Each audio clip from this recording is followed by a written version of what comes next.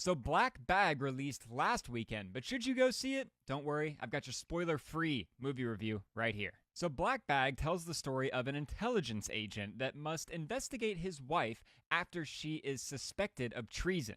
This movie is directed by Steven Soderbergh, or Soderbergh. I think it's Steven Soderbergh, but that's beside the point. Can we put some respect on this man's name? He's been making absolute bangers for over a decade, probably 20 years. The dude is responsible for so many bangers. The Ocean series, Contagion, Aaron Brockovich, Magic Mike, Solaris, Unsane, Logan Lucky, and even earlier this year's Presence. The dude pumps out movies like nobody's business, and he makes damn good ones. And Black Bag is no different. One thing that Steven Soderbergh is really good at is taking a genre cliche and putting his own little spin on it. In this case, he takes the spy thriller genre, and instead of making it a huge action movie that's 2.5 hours long, he cuts it down to 90 minutes and he makes the film fueled entirely by dialogue. This isn't a huge movie with giant action set pieces and people hanging from helicopters. It's a very restrained movie. It's basically a spy movie made for adults. It's a film that you have to pay attention to or you will not understand what's going on.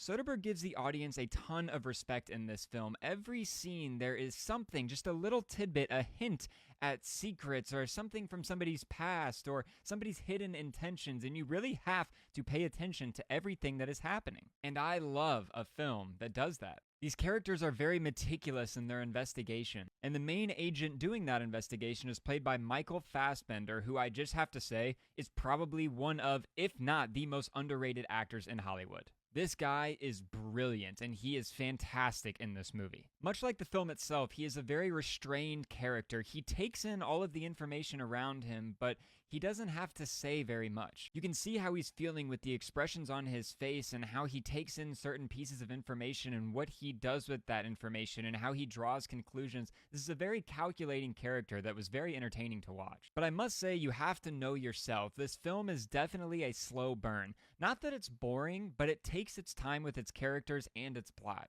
This is a film that at the beginning does not give you a lot of answers, but it gives you clues to put together the pieces. This film is kind of a spy whodunit. There's basically a group of 6 characters that all could have committed this treason, and Michael Fassbender must find out which one it is. And because it's a whodunit, it turns on that little part in your brain where you're also trying to figure it out, so you're super locked in on this investigation that's taking place. It's also shot and lit beautifully. The lighting in this movie is so good. The way the light bounces off of objects and characters, it's really beautiful to look at. Soderbergh is definitely a master when it comes to the technical craft of film, seeing as he's been making movies for 2 decades. The guy is an all-time director and he has complete control over his films. I definitely dug this movie a lot. It's not a film that I can see myself rewatching anytime soon, but I did have a good time while I was watching it in the theater. Like I said though, you do have to know yourself. If you're not a fan of the slow burn or films that are mainly dialogue based, this probably isn't the movie for you. But I really dug it. I thought it was intense, interesting, different, well shot,